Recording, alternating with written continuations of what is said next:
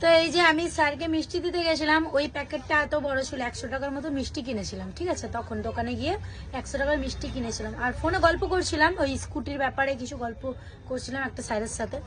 তো ওই জন্য আমি বড় প্যাকেটটা, তারপরে মনে পড়ছে ইমা আমি এত বড় প্যাকেট নিয়ে নিলাম, স্যারকে শুধু মিষ্টি দেবো, আবার স্কুলের ফ্রেন্ডগুলোকেও দিতে হবে।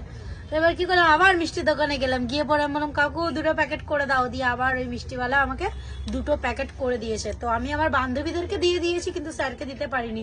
তো এই যে স্যারের মিষ্টিটা রিটার্ন নিয়ে চলে এসেছি, এটা আমি খাবো এখন। কালা কান কারা কারা খাবে, তোমরাও খেও নাও, শুধু একমাত্র তোমাদের জন্যই তো এতদূর এগোতে পাচ্ছি, আমার ভালোবাসার মানুষ তোমরা। এ নাও, তোমরাও খেয়ে নাও। আজকে খুশি আছি এজন্যই যেন 60,000 ফলোয়ার কমপ্লিট হয়েছে, তার জন্য আমি একটুখানি মানে যারা চেনা পরিচিত কাছের মানুষ তাদেরকে একটু মিষ্টি খাওয়াচ্ছিলাম।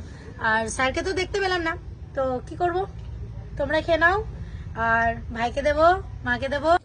তো এই যে মিষ্টি, ওই যে ভাই খাবার খাচ্ছে, নে আমার মাথাটা নিচু করে রাখ, মুখ দেখাবি না।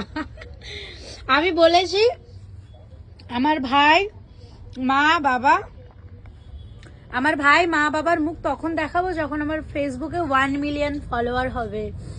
এটা আমার মানে ভেবে রেখেছি, দেখা যাক কবে হয়।